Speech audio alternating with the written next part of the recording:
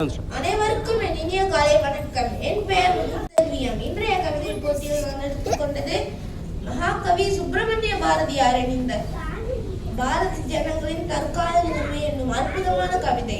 இந்த கவிதை அக்கால இந்திய மக்களின் அச்சம், அறியாமை மற்றும் பிரிவினைகளை மிகவும் உணர்வு பூர்வமாக படம் பிடித்து காட்டுகிறது.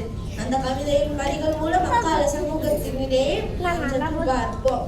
நெஞ்சு பொறுக்குதிலே இந்த நிலை கெட்ட மனிதர்களை நினைந்து விட்டால் அஞ்சி அஞ்சி சாவார். இவர் அஞ்சாத பொருளை அவனே இல்லை.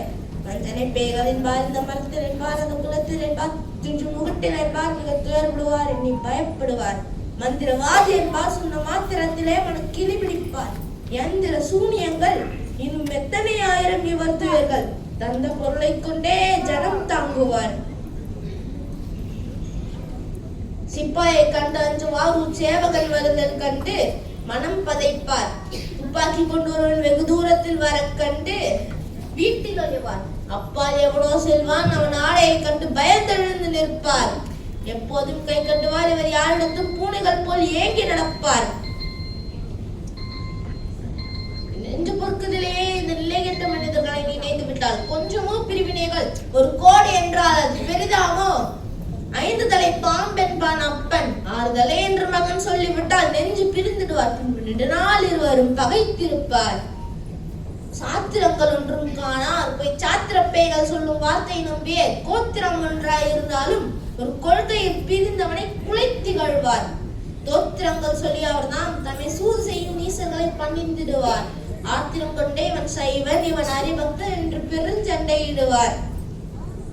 நெஞ்சு பொறுக்குதிலே இதை நினைந்து நினைந்திடும் வெறுக்குதிலே. கஞ்சி குடிப்பதற்கிலார், அதன் காரணங்கள் இவை என்னும் அறிவுமிலார். பஞ்சமோ பஞ்சம் என்றே நிதம் பரிதவித்தே உயிர் துடி துடித்து துஞ்சி மடிகின்றாரே. இவர் தீர்களை தீர்க்க ஓர் வழியிலேயே. எண்ணிலா நோயுடையார், இவர் எழுந்து நடப்பதற்கும் வலிமையிலார். கண்ணிலா குழந்தைகள் போல் பிறர் காட்டிய வழியில் சென்று மாட்டிக்கொள்வார். நன்னிய பெருங்கலைகள் 10,000 கோடி நயந்து நின்ற புண்ணிய நாட்டினிலே இவர் பொறியற்ற விலங்குகள் போல் வாழ்வார். முடிவாக மகாகவி சுப்பிரமணிய பாரதியாரின் இந்த கவிதை அக்கால சமுதாயத்தின் சவால்களை நமக்கு எடுத்துரைத்தாலும் நாம் இன்று அந்த நிலையிலிருந்து முன்னேற வேண்டியதன் அவசியத்தை உணர்த்துகிறது. ஒற்றுமையுடனும் அறிவோடும் செயல்பட்டு வலிமையான பாரதத்தை உருவாக்குவதே நாம் அவருக்கு செலுத்தும் உண்மையான அஞ்சலியாகும். இந்த வாய்ப்புக்கு நன்றி.